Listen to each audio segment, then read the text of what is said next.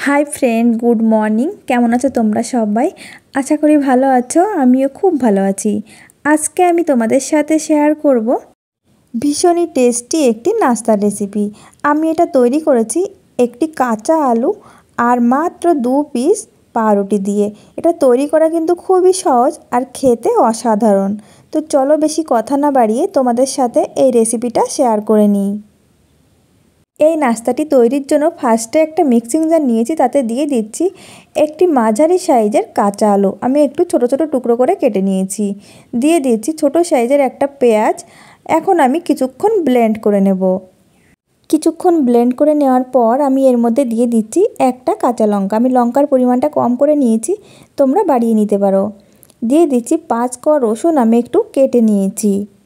আর দিয়ে দিচ্ছি 1 কোয়ার মতো আদা আমি ছোটো ছোটো টুকরো করে নিয়েছি। দিয়ে দিচ্ছি ধনেপাতা। এখন আমি একদম স্মুথভাবে পেস্ট করে নেব। আমি একদম স্মুথভাবে পেস্ট করে নিয়েছি। এখন আমি একটা বাটিতে ঢেলে নেব।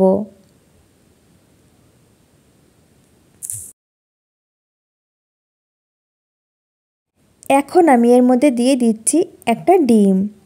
দিয়ে দেব স্বাদ মতো লবণ, কিছুটা কালো জিরে আর হাফ চা চামচ হলুদ গুঁড়ো।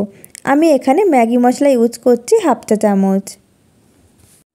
তোমরা এখানে তোমাদের পছন্দ মতো মশলা অ্যাড করতে পারো। এখন আমি সব কিছু ভালো করে মিশিয়ে নেব।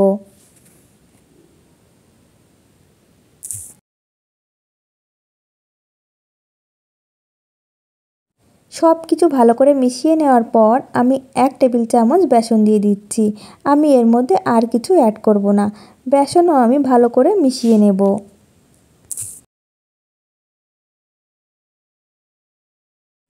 সব কিছু ভালো করে মেশানো হয়ে গেছে। আর এদিকে আমি নিয়েছি 2 পিস পাউরুটি। তোমরা কিন্তু তোমাদের পছন্দ মতো এটা কেটে নিতে পারো। আমি আমার পছন্দ মতো কেটে নিচ্ছি।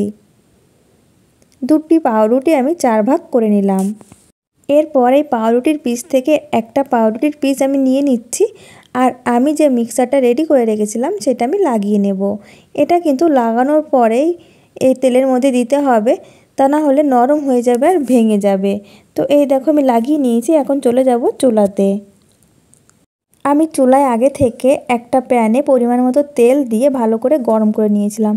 এখন চুলার জালটা লো টু মিডিয়ামে রেখে আমি এই পাউরুটিগুলো দিয়ে দেব। আমার সকল বন্ধুদের কাছে একটাই অনুরোধ, প্লিজ তোমরা পুরো ভিডিওটা দেখো, তারপর কমেন্ট করো। আমরা সবাই সবাইকে সাপোর্ট না করলে কিন্তু এগিয়ে যেতে পারবো না। তাই সবাইকে অনুরোধ করছি পুরো ভিডিওটা দেখার জন্য। আমার 3 পিস পাউরুটি দেওয়ার পর কিন্তু আর জায়গা নেই দেওয়ার, তো আমি এটা কিছুক্ষণ হতে দেব। এক সাইড হয়ে গেছে, এখন আমি উল্টে দেব। আমি লো ফ্লেমে রেখে এগুলো ভেজে নিচ্ছি।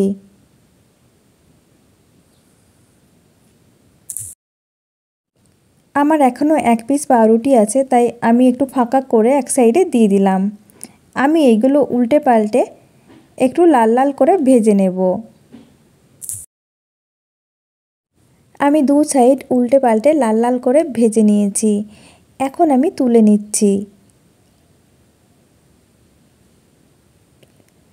ডিম দেওয়ার কারণে তেলের মধ্যে একটু ফেনা হয়েছিল।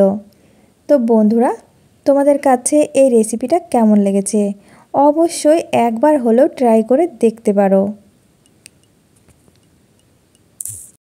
তারপর খেয়ে আমাকে কমেন্ট করে জানিও যে এটা খেতে কেমন লেগেছে।